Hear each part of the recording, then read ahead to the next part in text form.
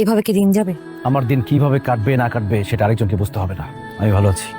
কেমন ভালো আছো সেটা তো দেখতেই পাচ্ছি। তুমি চাইলে আমি তোমাকে কিছু একটা করতে হেল্প করতে পারি। কিভাবে? ও তো অনেক বড় ব্যবসায়ী, ওর অনেক বড় বড় লিঙ্ক আছে। ও মানে কে? যে লোকটার সাথে তোমার বিয়ে হয়েছে? হুম, তার অনেক টাকা না? বড় ব্যবসায়ীদের টাকা তো থাকবেই। স্প্যানিশ অলিভ অয়েল দিয়ে তোমাকে ঘষা মাজা করে না? ছি, নিজেকে তো লেপে পুছে কামরাঙ্গা বানিয়ে ফেলেছো। তোমার সাথে আমার দেখা করতে আসাটাই ভুল হয়েছে। যাবো না প্লিজ, দাঁড়াও।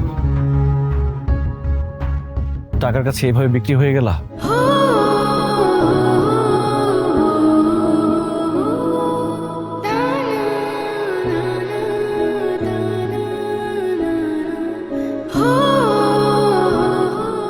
আমার কিছু করার ছিল না কাজল।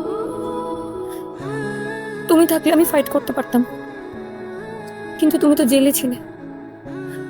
আমি পালিয়ে কার কাছে যেতাম বলো? এখন তো আমি জেলে না, এখন তো আমি বাইরে। এখন আমি আর তোমাকে ছাড়ছি না। পাগলামি করো না প্লিজ, এমনিতেই অনেক পাগলামি করে ফেলেছো। আমি কিছু দেখো নাই তুমি।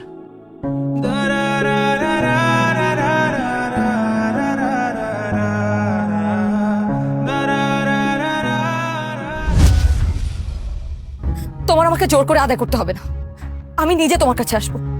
কিন্তু কেন আসবো বলো তো? কি আছে তোমার কাছে? তোমার পকেটে তো 2টা টাকাও নেই। রাস্তার ছেলে রুন্টুর সাথে মারামারি করে 18 মাস জেল কেটেছো। ওর সাথে যদি মারামারি করো না, সারা জীবনও জেল থেকে বেরোতে পারবে না।